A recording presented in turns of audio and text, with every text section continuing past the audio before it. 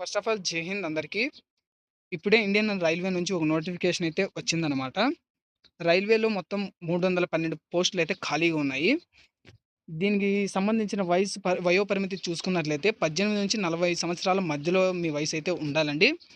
Isolated అనే ఒక సంస్థ అనేది దీన్ని ఈ రిక్రూట్‌మెంట్ అనేది కండక్ట్ చేస్తుంది. అండ్ ఖాళీలైతే చూసుకున్నట్లయితే మీరు చీఫ్ లా అసిస్టెంట్ మామూలుగా ఎల్ఎల్‌బి అలాంటి ఏమన్నా మీకు పట్టుంటే, గ్రిప్ ఉంటే, మంచి కమాండ్ ఉంటే ఈ కోర్స్‌కి మీరు ఎలిజిబుల్ అన్నమాట. And translator. జూనియర్ ట్రాన్స్‌లేటర్ అంటే మామూలుగా మీకు ఈ హిందీ అనేది ప్రాపర్‌గా వచ్చుండాల.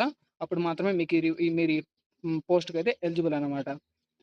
అండ్ దీని ఎలిజిబిలిటీ వచ్చేసి పోస్టులను అనుసరించి వేర్వేరు విద్యార్హతలు ఉన్నాయి కాబట్టి అంటే మామూలుగా ఇప్పుడు పోస్టులు ఎట్లా అంటే మీకు ఇంటర్మీడియట్ చేసిన వాళ్ళకి, తర్వాత డిగ్రీ చేసిన వాళ్ళకి, డిప్లొమా చేసిన వాళ్ళకి, ఐటీఐ ఉంటుంది. డిఫరెంట్ డిఫరెంట్ కేటగిరీ నుంచి వచ్చిన వాళ్ళు ఉంటారు. వాళ్ళకి సంబంధించిన పోస్టులు అనేటివి మీరు అప్లై చేసుకున్న దాన్ని బట్టి ఉంటుందన్నమాట. వయో పరిమితి మీరు గిన చూసుకున్నట్లయితే కనీసం వయసు వచ్చేసి 18 ఏళ్ళు ఉండాలి. ఆ తర్వాత గరిష్ట వయసు వచ్చేసి 40 ఏళ్ళ మధ్యలో ఈ సంవత్సరాల మధ్యలోనే మీ ఏజ్ అనేది ఉండాలన్నమాట. ఇంక మీకు ఎక్స్ సర్వీస్ మ్యాన్ అట్లా అయితే మీకు కొంచెం ఏజ్ రిలాక్సేషన్ అనేది ఇస్తారనమాట.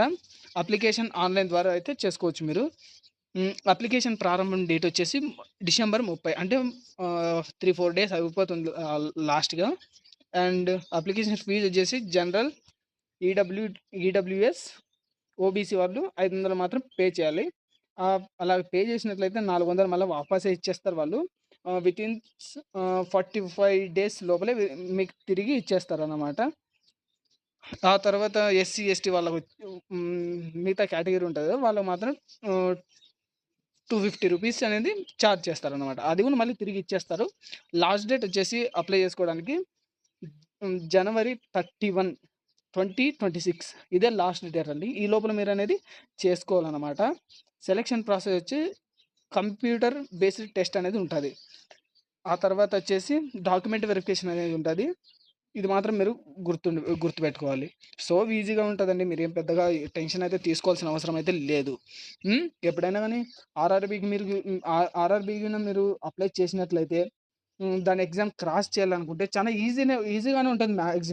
మ్యాక్సిమం అంటే మామూలు స్టేట్లో పోలిస్తే సెంట్రల్ అనేది కొంచెం ఈజీగా ఉన్నదన్నమాట.